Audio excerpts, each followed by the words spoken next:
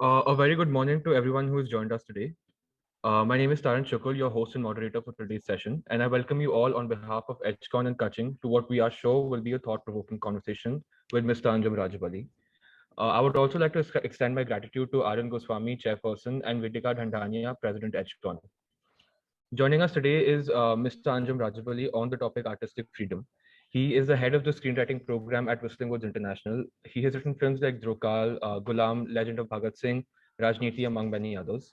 Mr. Rajabali is also the former honorary head of screenplay writing at the Film and Television Institute of India, which better known as FTII. He also conducts coveted workshops, seminars, and conferences on screenwriting that have helped writers in India as well as abroad. He developed the story of Rakesh Omprakash's Toofans, which starred Farhan Akhtar. He is also writing the film Sare Jahan Se Acha, which is a biopic based on the first Indian citizen in space, Rakesh Sharma. Thank you so much for joining us sir, today. How are you doing? I'm doing okay. I'm very happy to be here. Thank you very much for So we're very happy inviting to me have you, so sir. graciously. Yes. We're happy to have you, sir. Great. So before we start, I would like to inform the audience that they can send their questions to either Aman Zaveri or Archana Malhotra through private chat. These questions will be answered towards the end of the session. Um, Moving on, sir, when I was reading about you, I saw that your career in the film industry began way back in '94 as an associate scriptwriter for Drohkaal. Now, when people think of the film industry, the first few professions that come to mind are not screenwriting. So, what I was wondering is what drove you toward becoming a screenwriter and not go for something else, which in the public eye is a little more glorified, like maybe a director? It's interesting, Dharan, that a young person like you is asking me this question. In fact, I would rely on young people to follow their heart, to do what they believe will give them satisfaction, fulfillment, have a meaningful engagement with the craft of the subject that they choose, and not perhaps what glamour or public eye says. In my case, as it happened, this whole business was purely by accident. I mean, I had no intention of, a planned intention of becoming a screenwriter. No, it was really, there's a close friend of mine, I mean, who became a close friend called Baba Azmi, who was a very well known cinematographer from the Azmi family, I mean, Kafi Azmi's son. So, met him because of our dog, and as a result of which, we began speaking, we became very close friends. He wanted to direct a film. So because we would discuss a lot, so he asked me to write, and I said, I have no idea. I have never seen I hadn't heard the word screenplay. Can you believe it? In 1992. But because of his insistence, I tried my hand at it, and I liked it. However, that film never got made. I mean, not that I wrote the full film, I just wrote a few sequences. But he deferred his plans, and then completely by accident, by coincidence, I bump into Mr. Govind Nihalani at a restaurant which closed down at Jahangir Art Gallery called Samovar. And we got talking, and he got interested in what I had to say, and vice versa. And he offered me his script, which he was stuck in, and said, "Can you rewrite this for me?" And I found it interesting, so it rolled. And there was never any question in my mind that number one, that I would join the film industry, and number two, that there was a particularly glamorous profession like acting or direction that I wanted to choose. No, that was not my interest at all. Writing is what I stumbled on, found it interesting, and it moved, and it was a serious hobby, and then it became a full-fledged profession, and then became a vocation, a way of life. Right, right. That's pretty great to hear. I think yeah, that's great to hear. So today's conversation is about a potentially sensitive yet important issue, which is artistic freedom. Art is one of the most honest forms of expression, and it has always had its challenges. But today we want to speak about the modern times. Things like censorship and public sentiments and other things can put a leash on the freedom of expression that artists have, and that is what we aim to explore through this session today. So my first question to you is the international accreditation and appreciation received by Parasite showed us that language is not a barrier for filmmakers to spread the intended message of the film and be recognized for the same while keeping their authenticity intact. And actors like Amir Khan expressed disappointment when Slumdog Millionaire showed Indian kids from a lower income spectrum having a British accent. And even though Korean dramas are now becoming increasingly popular and people are watching them with subtitles, the Hindi film industry still has many characters from various parts of the country speaking in perfect North Indian accents without the slightest hint of the mother tongue of the character. So according to you, how important or necessary do you think it is to keep the integrity of the dialect and accent strong? And does it give more freedom to the filmmaker or restrict them? Hmm. See, when we create a story, even if it is out of reality or inspired by an actual event or an actual place, and wherever we might situate the story, the fact is that it is a story. Okay. So in a story, what we seek, Taran, is not a documentation of reality. What we seek is something which appears as real, which means what we're looking for is credibility. That if you're talking about a character who is, say, based in Bihar or who's based in, say, Gujarat, then there is, in the way in which he speaks, it should appear that, yes, this is how a Gujarati person from this particular region, like Kathiawad, would speak. However, because the audience is pan-Indian, and everybody is not necessarily closely familiar with that particular dialect or that particular manner of speaking or that phraseology, in which case there has to be an interface.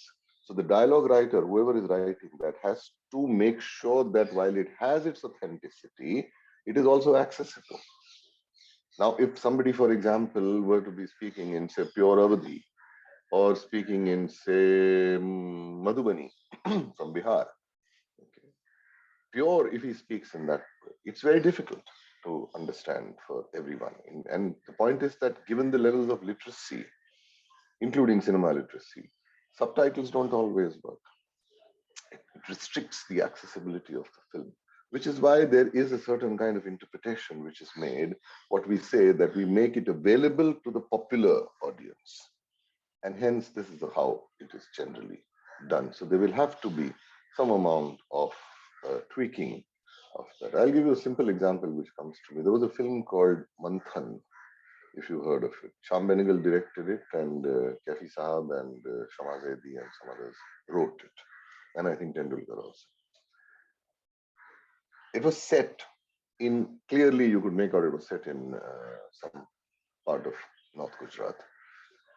So they spoke in a way which gave you the ring of the Gujarati of that region, and yet it was Hindi that they were speaking. And that, I think, became likewise, say, Godmother, which came out in 1999, written and directed by Vinay Shukla. Once again, it was set in Kathiawad, in Morbi. So he went there, he understood that, he got a sense of the rhythms of that language, of the intonations, the way in which they speak, jo leheja, jo bolte hain. And yet, it was in Hindi. It was a Hindi film, but which had that. So I think one has to be a little mindful of the audience. In India, Taran, it's very difficult because we have dozens and dozens of languages here and very different cultures. Nobody can talk about Indian culture. There is no such thing as Indian culture. There is no such thing as an Indian language. Hindi people keep talking about, but Hindi is not even designated as the Rashtra Bhasha. It is not. Okay, that's not what it is called. It is the language of official communication, yes, because most of the rulers and the people, politicians at that time came from the northern belt. So it is a little tricky. Can't have some simple, rules. But yes, it has to appear authentic. And it's not only in terms of language, but also in terms of the regional local culture, the local norms, the local morality, if you're talking about the local issues that you're taking up. The milieu has to be authentic. That there is no compromise on, because it can still be accessible. It's only in the language that you might have to do a little bit of tweaking. My next question was about where you think we should draw the line between authenticity and being accessible. But I think we've answered that pretty well. So I think I'll move on to the next question, which was the debate around flawed characters has been going on for a while, where some characters that make bad decisions and are misogynistic. Mm. Go on. Am I audible properly? Yeah, Okay, you're yeah. audible. You're audible. You're not So as I'll talking. just repeat my question. So the debate around flawed Hmm. characters has been going on for a while, where some characters make bad decisions and are misogynistic, are being called out, and rightfully so. But more often it translates to hatred for the whole product instead of the character in question. First of all, do you think this is fair? And secondly, many products go unnoticed where the messaging is completely wrong. The concept of consent is ignored and made into a comedic filler, or the homophobia kept under the same header. Are we going wrong in calling out characters of a film instead of the overall messaging of a product? Hmm. Frankly, Taran, what you touched upon is a huge issue, much as you framed it very modestly, okay, and very specifically the question. See, the thing here is misogynistic characters, or characters who are, as you said, making choices on the screen which are perhaps sending out messages which might be regressive or which might be, I don't know, antisocial, might sort of be politically incorrect. What do you do with that? Do they have the freedom to still express their point of view, supposing the filmmaker actually does believe in that? Maybe there's a filmmaker who believes in gender inequality, okay, and he does believe that women's role is should be restricted to the kitchen and domestic duties, and there are many people like that who feel so. What if there's somebody who does believe that there should be a monotheistic religious theocracy in this country? That is the best model of governance. Is he not allowed to say his piece? If there is somebody who wants to make a film from Hitler's point of view, okay, explaining and coming out with his ideology, does he not have the right to freedom of expression, or only those who are like us who are considered politically correct or socially responsible should be allowed? Currently, there is debate going on about a film of Why I Killed Gandhi, which is from Nathuram Godse's point of view. You might have seen some publicity here and there. I haven't seen the film. I don't even know whether it's out or not. Maybe it's not. But nevertheless, there's a debate going on. What is my position here? My position is that there should be no banning. I think freedom of expression cannot be such a qualified, can have such a qualified approach. No. If I have the freedom to say my piece, and I have the freedom to question as an artist, as a writer, if I have the freedom to raise disturbing issues which might even cause some people offense, okay, then likewise somebody else has a right to say something which might cause me offense, okay, which I might find disturbing. But how can you say that? And supposing the filmmaker is very talented and he's really made a film which is convincingly arguing a case for gender stereotyping or inequality in the gender equation, supposing, okay, and very convincingly, and so I might feel, I might feel a sense of fear about it. But does he or does he not have a right to express his point of view? If you're asking me, I'm saying he does. I'm not for banning. I'm not for banning of my work or of anybody else's work, whether it's satanic verses or whether it is something which questions some other, religious mythology.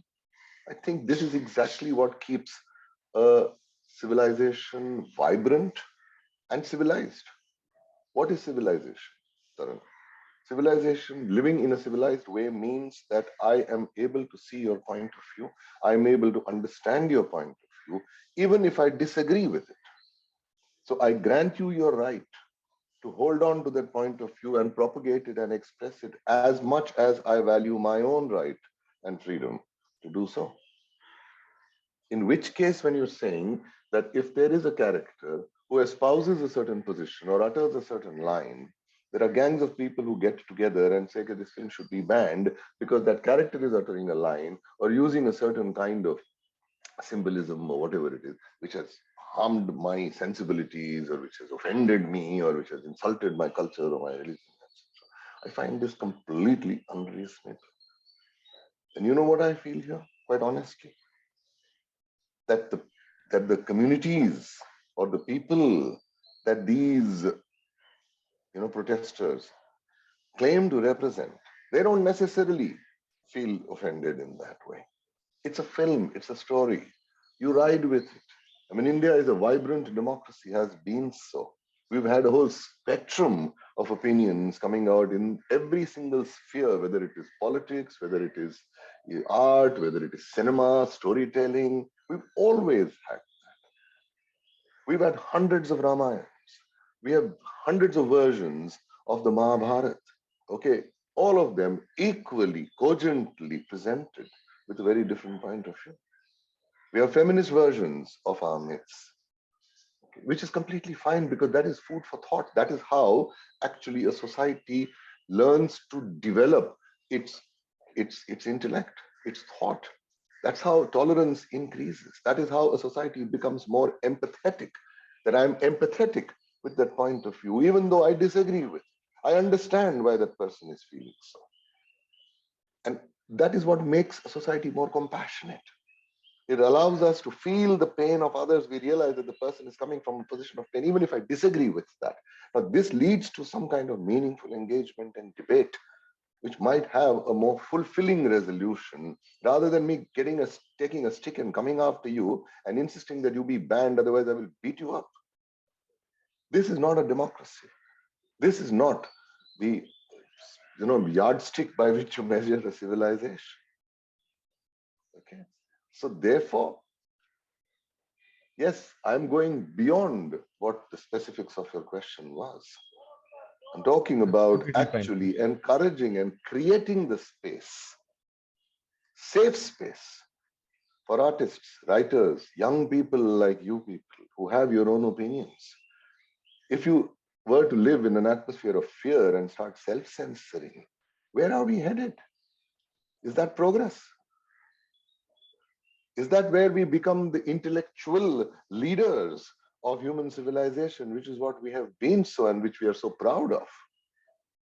How can that happen when we insist on getting into people's heads and making sure that the control is there at the thought level itself, at the imagination level itself? And there is a danger of that happening. And I think we need to be extremely mindful of that. What action can be taken? I don't know.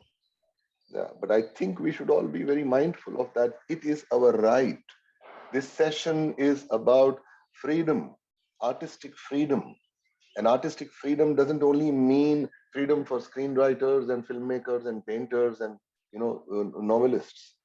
Artistic freedom means that anyone who is creative, and all human beings are, you and your co-students and the entire younger generation, there is a fund of creativity because you're constantly exploring, inquiring, discovering, accommodating new things which don't necessarily fit into a preconceived notion. And that is how you grow, because there is internal debate. How will that happen unless you discover things which you disagree with? And that is the freedom that you need to have.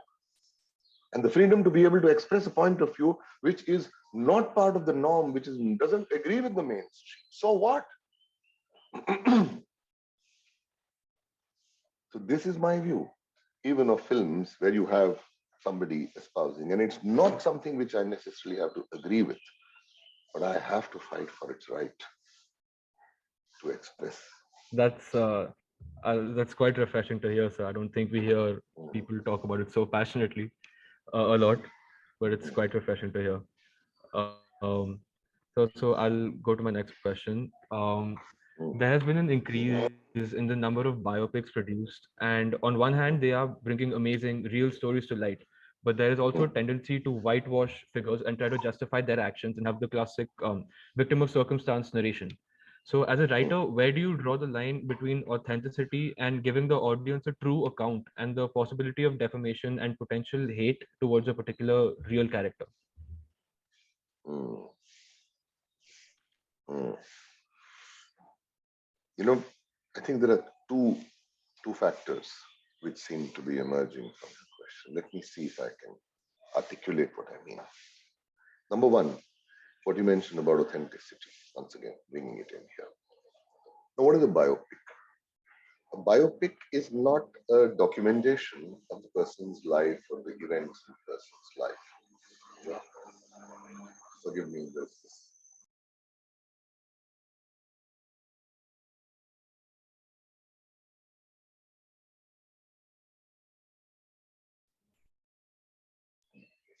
I'm unfortunately under the flight paths of the ONGC Oh, helicopters. okay, that's Just perfectly fine, ignore so them. no problem. So one is that. Now, what is a biopic? A biopic is not a documentary.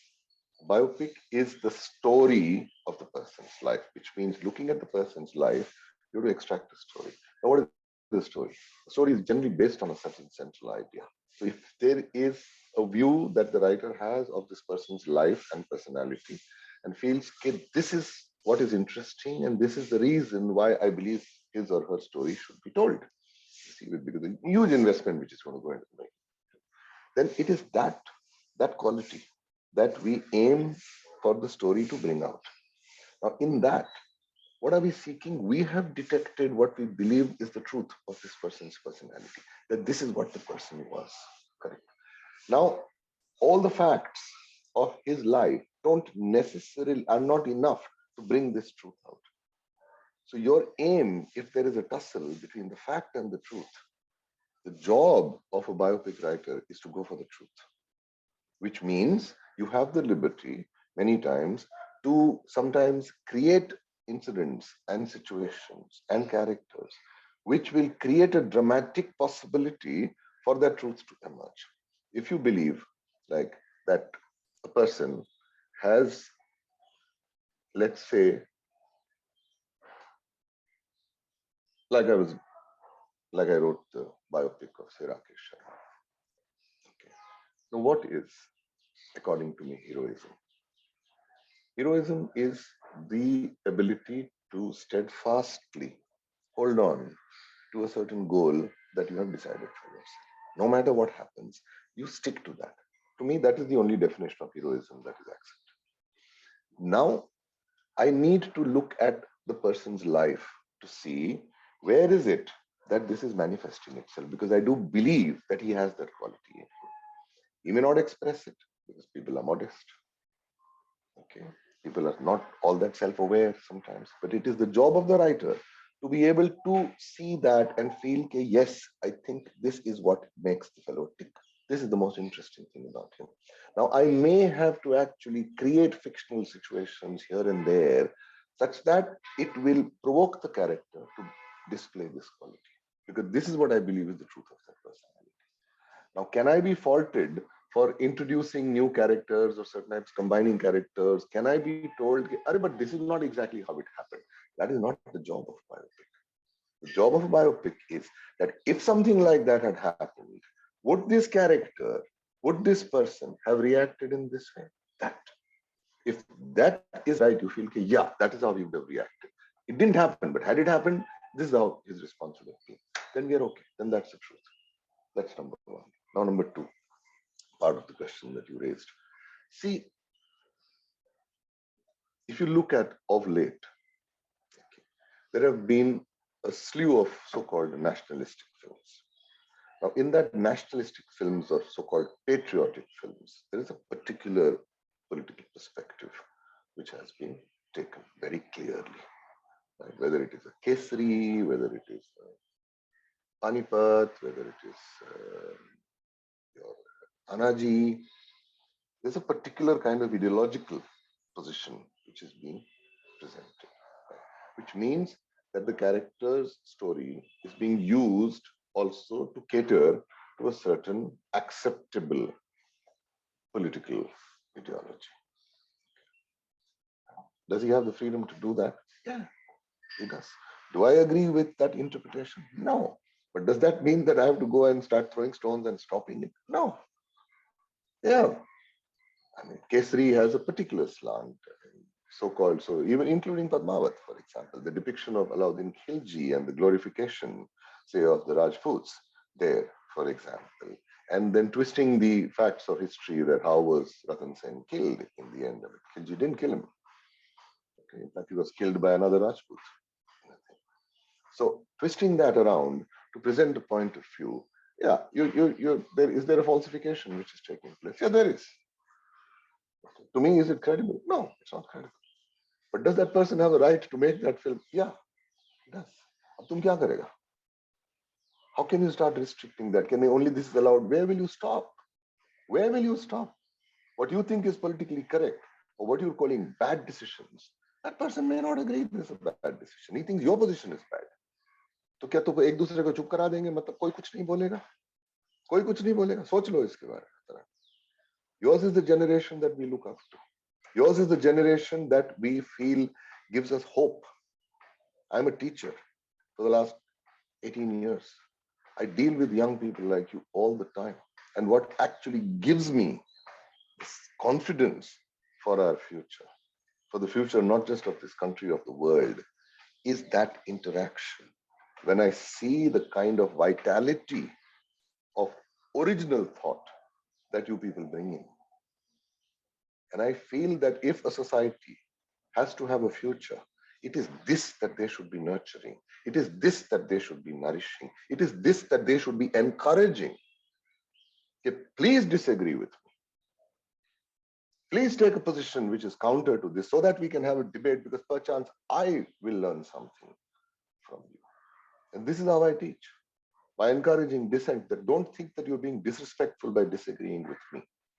Okay. And I feel the same principle ought to be applied also to art, artistic expressions, to cinema. Okay, let the Tanajis be made. Let it be made. And if they work, well, bully for you, man. If it works, okay. Let people have their own independence to evaluate what is it that they agree with, what is it that they don't. I mean, they're not robots here, they're not puppets here who coming in, this is how it is. And if you disagree with that, if I disagree with that, let me write something which is counter to that. Let me show how secular Shivaji was. Let me show that there was absolutely nothing to do with any community or religion in Shivaji's mind at all. There was certain, I mean, he was a ruler, he was aiming for freedom, there was a certain territorial motivation which was there, and he was very brave, he was also very smart, and there was something very appealing about him. Sure, there was nothing communal about that at all. Muslim, or that just because the Mughals happened to be Muslims. When Babur came and invaded India, who is it that he had to defeat? Not some Hindu king or some Rajput king. He had to defeat Alauddin Khilji in 1526. So I'm saying, if I feel differently, then I should be making my own thing. I should be writing my own thing. That's the way a democracy functions. Instead of saying, isko khatam kar do, isko reject kar do. Sorry, this is a rather long answer. I mean, longer than you were expecting. But No, I feel that's all this is perfectly contained fine, sir. in your question. No, so that's perfectly fine. I mean, as long as it's relevant, I think we're good, which it is, definitely. And it's quite lovely to hear that, honestly. So I think I'm gonna go to my next question. American films tend to add the yellow filter when they depict countries stereotyped as either impoverished or polluted or war zones or all three. And so Extraction, a very popular film, while depicting India and Bangladesh, used the above mentioned filter. Twitter commenters on the Netflix trailer for Extraction expressed a range of emotions over the film's use of the yellow filter, from confusion to condemnation. Do you think that such a filter is necessary to depict the state of the nation in which the film is taking place, or do you think it's downright racist and derogatory to depict them in such a light? It would be difficult for me to answer this question simply because I don't know enough about this. Okay, I don't know what a yellow filter entails. Maybe there is a certain aesthetic or a certain technical consideration behind it. I don't know, frankly. So I'm afraid I may not be able to comment on it with any kind of. That's no worries, no issues, sir, no issues at all. So I'll just go to my next question. How much do you think the risk of rumors could affect a film, be it the religion of a character or the slightest association or similarity with any person? It is shown to affect the overall numbers of any product. So how do you think this affects all the people who have worked on the project, including the technical team, and does it hinder the creative process? See, I have a bit of a counterpoint here. Okay. Now, in India, if I'm sure it applies to other countries as well, but I'm not so familiar with their marketing or those kind of factors. But in India, I'm a little more familiar. That if a film is made well, what do I mean by made well? The story is interesting and it's been told in an engaging way, gripping way, which means the script, which is the central determining factor of whether a film holds the audience or not. All the other aspects, which is the direction, the performance, cinematography, sound editing, production design, etc., actually follow the script. If the script works, and if these things are weak, the audience is still able to relate to it. But if all these things are very strong and very attractive, but the script is weak, then the film has a problem. So I'm saying if it is an interesting story made engagingly well, regardless of whatever kind of publicity that it may have received, it catches people's fancy, it fires people's imagination. Word of mouth publicity in India, according to me, is the strongest publicity or promotion, effort. Yeah. तो भैया आपके पास पैसा नहीं है, आपने बहुत सारे trailers नहीं दिखाए, आपने बहुत सारे पोस्टर्स नहीं बनाए, पब्लिसिटी नहीं की, टूर्स नहीं किए, प्रमोशनल टूर्स नहीं किए, लेकिन फिल्म अच्छी बन गई, फिर भी लोग देखे. और आज तो तरन, if you're talking about it being released on the OTT platforms, in which case then everybody has access to it. Okay, and these films do catch on. I have seldom come across a film which has got smothered simply because of this, like you say, if there is some kind of negative publicity attached to it. Okay, people still go and see. We do not give enough credit to our own people, our own audience. Taran, this is a country which has the richest storytelling heritage in the world. When we keep talking about 5,000-year-old civilization and 7,000-year-old civilization, there is a lot of merit as far as the narrative traditions are concerned. This is a storytelling country. We are exposed to a whole wide spectrum of narrative approaches. We don't feel, that, it's because of this that we have become what we have. People, we are capable. The audience has always surprised us by able to absorb things which are new, which are different from what the norm is, things which may be even disturbing. They don't have a problem. Okay, so I don't think we should be so afraid. Our job is to concentrate on making a good film, which means telling a good story in a cinematically interesting way. The audience will receive it as it should be received, I feel. Okay, particularly today with the web space available. पहले ये होता था कि भैया screens नहीं मिल रही है, चलो मान सकते थे कि सलमान खान की फिल्म रिलीज हो रही है उसी दिन आपकी फिल्म दब गई, क्योंकि स्क्रीन ही नहीं मिला. अगर स्क्रीन नहीं मिला तो वो देखेगा कैसा? देखेगा तब बात फैलेगी ना. लेकिन अभी तो वो है भी नहीं. अभी तो भैया आप कंप्यूटर खोलो 2 हफ्ते बाद और फट से वो फिल्म आ गई. I think I agree with you completely. And you were talking about OTT platforms, and that is actually where my next question was headed. OTT was always viewed as a medium to experiment with new stories and tangents where the audience could be drawn to. But in recent times, as per a survey by YouGov, 57% of people, which is roughly just over 1,000, support partial censorship for online streaming. They think that a lot of offensive content or content that is unsuitable for public viewing is put up on such platforms, and a majority of these people are in their 40s. Would you agree with such a comment, or do you feel we can address this issue in a more innovative way rather than restricting and stripping down the unabashed nature of the uploads on such platforms? There is an answer in your question. You have very intelligently answered it. See, I was on the board of the CBFC for 3 years, okay, from 2011 to 2014. And precisely this thing came up repeatedly. Now, that was not in the context of OTT, but it definitely did come up as to what kind of, should there be censorship or not. My position, I stand opposed to censorship, number one. Number two, do I believe that all content is suitable for all ages? No. Before a child becomes mature, maybe, once a child becomes a teenager, 13, 14, 15, when it's able, when she or he is able to take certain mature themes, certain thought-provoking things which otherwise would overwhelm a young mind. Okay, do they have a strong enough mind to be able to accept that, to be able to assess that? Yeah. So should they be shown that kind of content before they are 12 years old or 13 years old? No, I do feel they should be protected.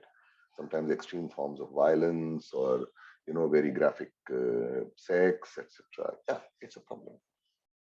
What sort of mechanisms should we be thinking of? I'm saying slowly and steadily we need to pass on regulation to the society, to the viewers, to the audience itself. So if there is a clear annotation of what the film is likely to contain, and if there is a categorization that the CBFC has to do, that's all, only a categorization, that this film, according to us, is suitable for all audiences. This film is not suitable for those under 12, like you have 12 plus and 15 plus, and you have the MPAA, if you remember, and they categorize it in that way. There's no censorship as such. So they rate it.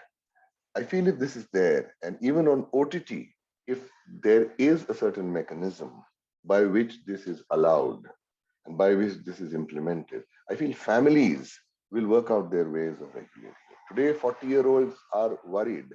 Why are they worried? Because they have children who are 10 years old, 7 years old, 8 years old.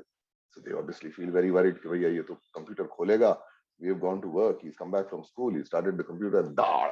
All these things are coming up. What do we do? So their anxiety is completely understandable.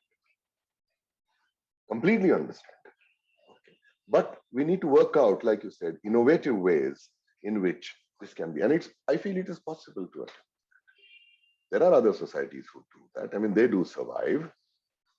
Okay, they have not sort of suddenly become all savage and barbaric, and So this fear that we constantly have is actually, we feel, not an clear assessment of actually the strength which of self-regulation, which we are capable of.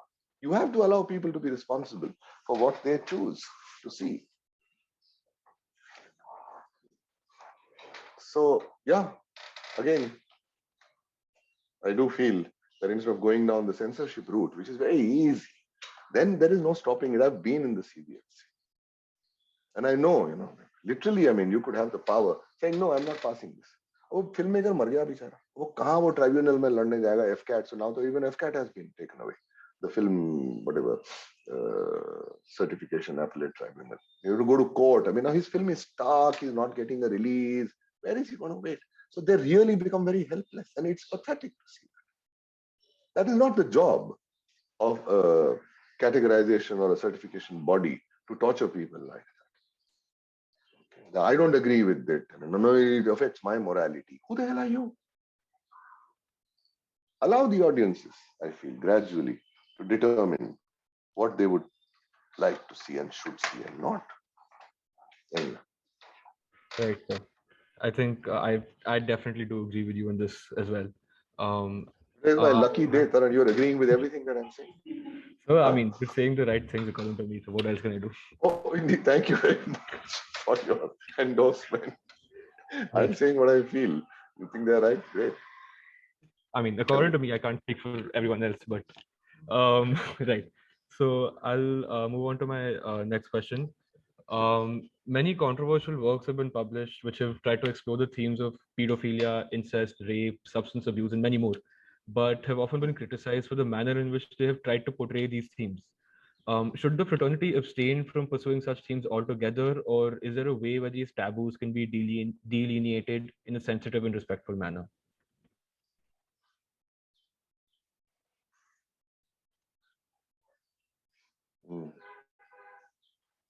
See, all of us who write things and for public consumption are all citizens of this society. So there's a certain sense of responsibility towards the community, responsibility towards the younger people that an artist very naturally has. Correct? And I feel that this should be actually strengthened. How does this happen? If I take away your own self-regulation or self-control away from you and say that an outside agency will determine that, actually you stop thinking about your responsibility. Okay? Because you feel in any case that so-called conscience, or that whatever that self-controlling force that all civilized people have within themselves, is taken away and it's put into something else, some other force, some other agency that they will decide. No, I feel it is important that the writer himself or herself should be considering that what is it that you want to do when you're publishing a work, whether it's about pedophilia or you want it to be a meaningful experience for the reader. You want to engage the reader. You want to leave a certain residue of thoughtfulness in the reader. Now, the way in which you design, if you're designing it in such a way that it is actually going to be rejected, or it's going to be so overwhelming or shocking for the reader that the person will not be able to relate to it, will not be able to engage, it's not going to work. Now I'm saying these are the mechanisms that artists actually are concerned with. And I feel, therefore, it is important for it to be that a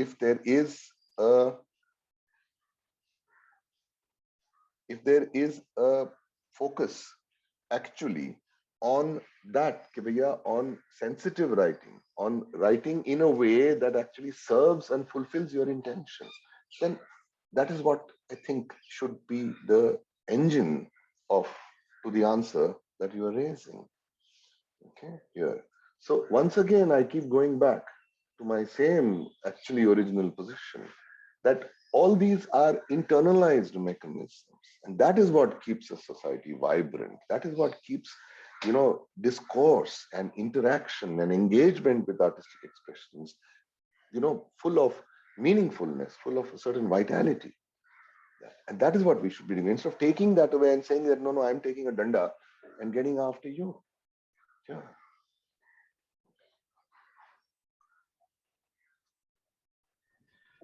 And again, I'm saying, so sorry, let me just allow me to add a couple of sentences here. That if you look back, we keep harking back on, we meaning, I'm saying generally, many people, the glory of the past. Oh, India was so great, India was this, India was that, and all that jazz. Fair enough. There were many nice, wonderful things about it, absolutely, particularly the intellectual quotient which was there. Absolutely. It's marvelous. The storytelling and the kind of complexity you find in there. And therein you do realize that there was no sense of board.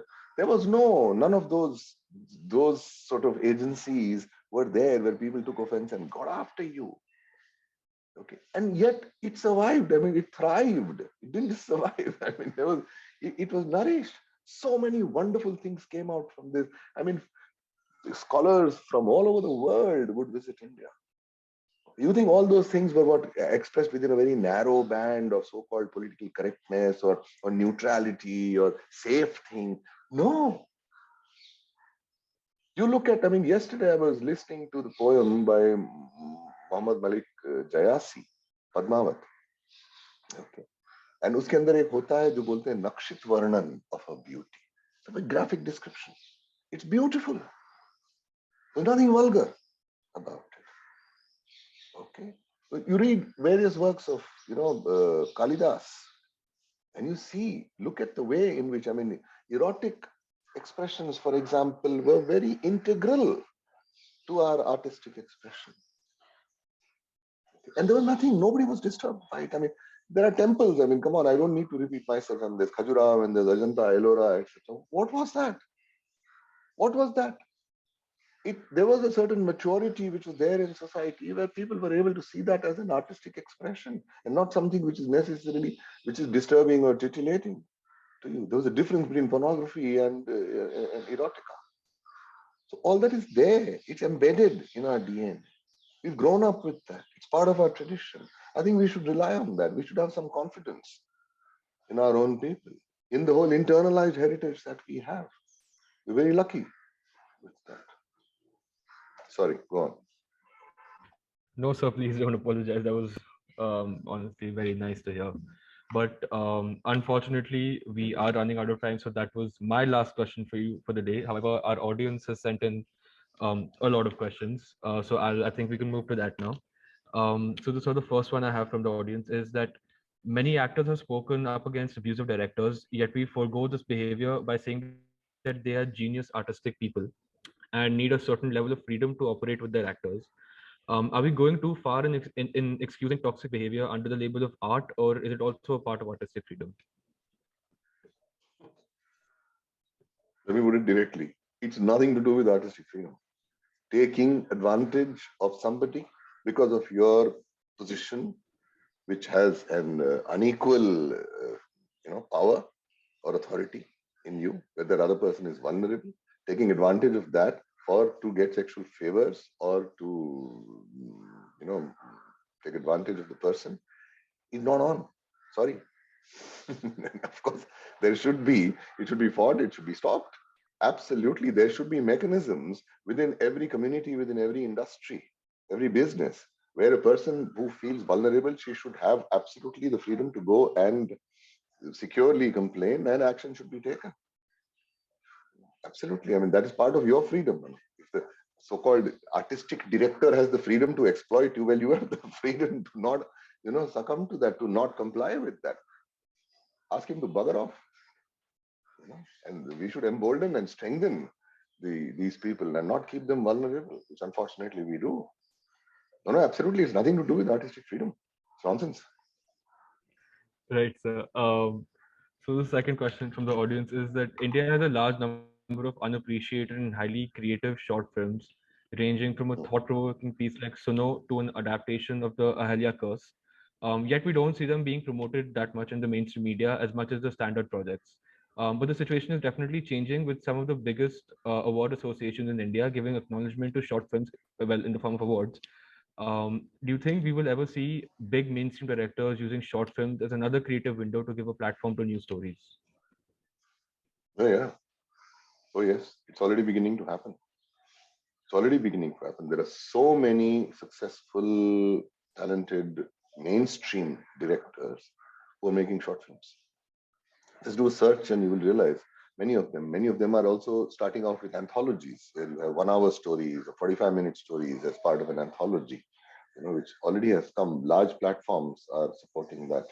No, I am very hopeful about the short film format. I think it's an underappreciated and underdeveloped format. And I think it's beginning to now receive a lot of attention and a hell of a lot of stuff is being done. So yes, I think whoever asked this question, please feel confident that you will see much more of such work coming out. So the third question from the audience.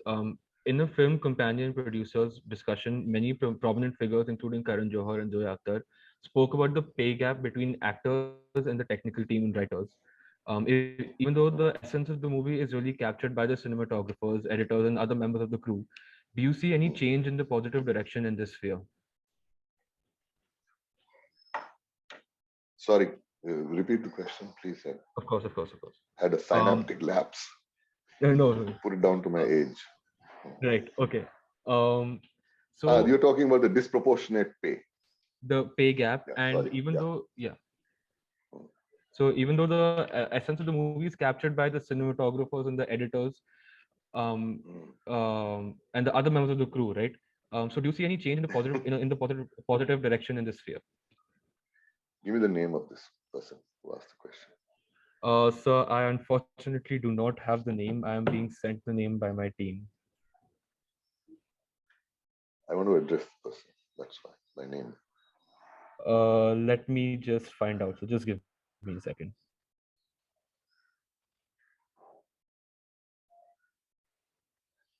Okay, but let's not waste time. Let me continue. Let me at least All right, start answering sure, the sir. question. Yeah. See, it is true. It is true. There is a very odd, skewed equilibrium here, where actors are overpaid hugely, hugely overpaid. And the entire system, people who are the decision makers, which means the producers and the financiers, the studios, the platforms, the broadcasters, these are the people who actually are the decision makers because they are the ones who give the finance.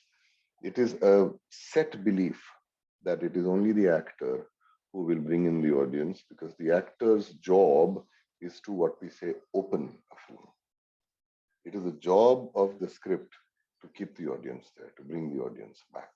So the opening weekend, if you're talking about theatrical release, generally belongs to the popularity of the actor, because people rush in because they want to see that. I mean, what is a star? A star is a person who people want to see. When you see a star in a crowd, they're constantly wanting to see. They're wanting to see the star all the time. Okay, fair enough. Fair enough. There is a value there.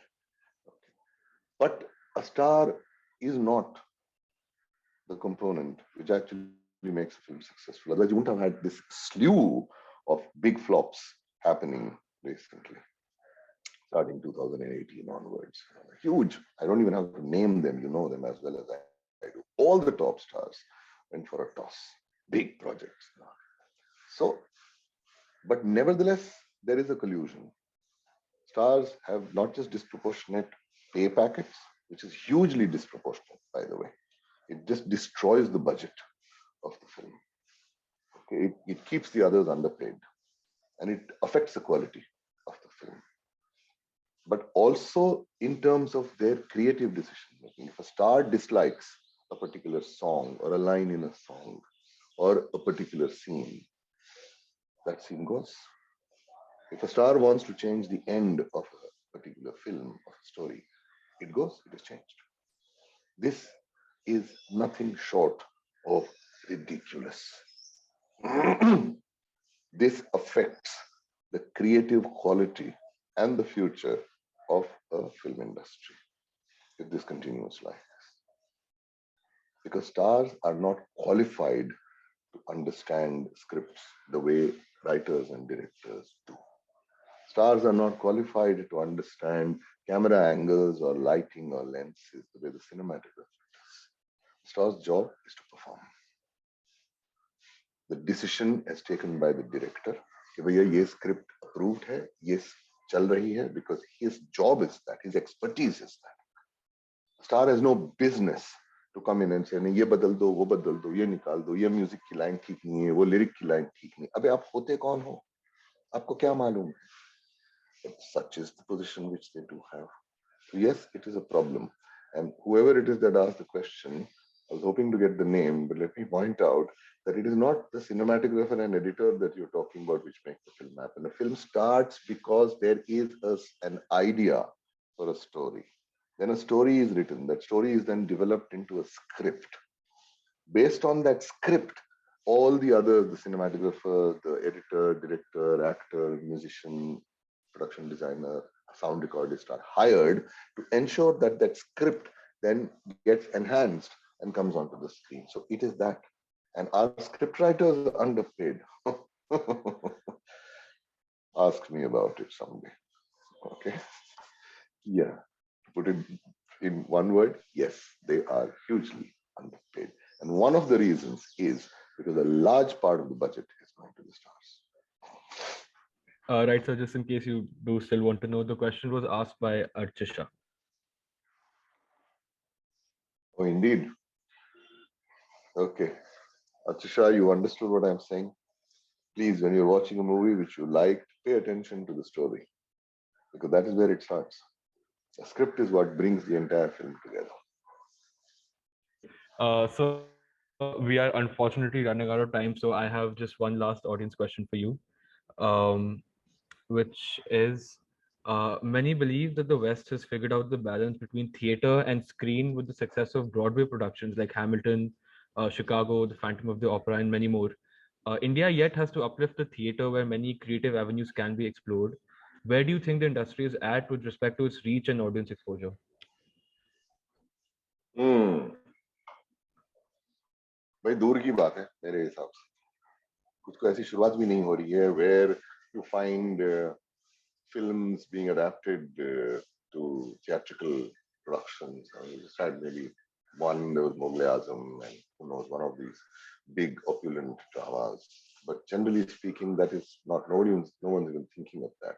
Plus, unfortunately, as opposed to Broadway and Hollywood, the popular reach of cinema and that of theatre there's no comparison between the two at all. I mean, it's like hundreds of times more the number of people who watch a movie and those who watch a thing, which is why it's so attractive that most people, even theatre people, have a lot of them have this yearning to graduate to things, and they have to. They also have. A lot of them continue to keep their foot in theatre, actors, directors, writers, etc. But many of them graduate there and go away. So I don't see that happening in the near future, that we have a Broadway tradition. In fact, theatre is something which should be subsidized, which should be encouraged, I feel, actually, because it's such a fantastic form of storytelling. But it doesn't receive the kind of support that it should. There aren't enough theatres. Also, the economics are very, very tight for them. So it's very difficult to survive there. So I do feel that there should be some intervention and there should be some subsidization. There should be a theatre corporation set up by the government, which actually finances and supports the theatre sector. Sadly, sir, I mean, I wish we could talk for longer, but time doesn't allow us to do that today. But so I would once again like to thank you for joining us today. I hope everyone else who joined us had enjoyed this discussion as much as I'm sure all of us we did. And so I would just like to ask you if you have any concluding remarks to our young audience. Yes, I do. Actually, I love interacting with young people. As I told you, I mean, I'm a teacher, not because I want to make a career out of it or get some promotion or earn some money. I mean, if I use the time outside, believe me, I'd be earning more. But it's because of that. So I seldom refuse an opportunity to, if there's a respectful invitation, then I certainly do go. And I'm making that offer to you people, any initiative that you may be involved in where you feel that I might be able to actually have some contribution, please feel free to reach out, whether it's under NMIMS or anywhere else that you might go on to. And what I will say is that to all the people here, all the young people here, you count. You mean something. You mean something substantial to the future of this country, of this society, of this world, no matter which field you go in. And the way in which your impact, your contribution can be meaningful is if you courageously hold on to your originality. That is what is going to be the lead engine of our civilization, your originality. So I would strongly recommend that rely on that without looking at market anxieties, without looking at what kind of returns that you're likely to get, without looking at whether it is acceptable, whether it will be liked, whether it will be validated by some authorities, etc. That is not your concern and should not be your concern. It is your freedom. So it's not just about me referring to artistic freedom of artists. It is actually now I'm turning the spotlight onto you people. That it is your freedom that is going to make a difference to the future. You give in and throw in the towel too soon without a struggle, I think we're in trouble. I think we're in trouble. So I not just recommend, I hope that we will be seeing a lot of vibrant originality coming from your generation. Thank you. Thank you very much for inviting me, and thank you for the impeccable courtesy that you have shown, Taran, all along leading up to this event. Thank you. Thank you so much, sir. I would once again like to thank you for that. Sir. Thank you. Again, we would once again like to thank you for joining us today. I hope everyone enjoyed, and thank you for giving us your valuable time and sharing your thoughts. And to our lovely audience, thank you for joining us today. I would like to call Mr. Avik Chokhani for the vote of thanks. I would like to take this opportunity to record a heartfelt thanks to our speaker, Anjum sir, who took time out of their busy schedule to help us explore the idea of freedom further. I'd also like to thank all of our audience members to join us for joining and attending the session and sending in questions which facilitated the discussion and assisted our understanding. Thank you so much, everyone. I hope you had a wonderful time.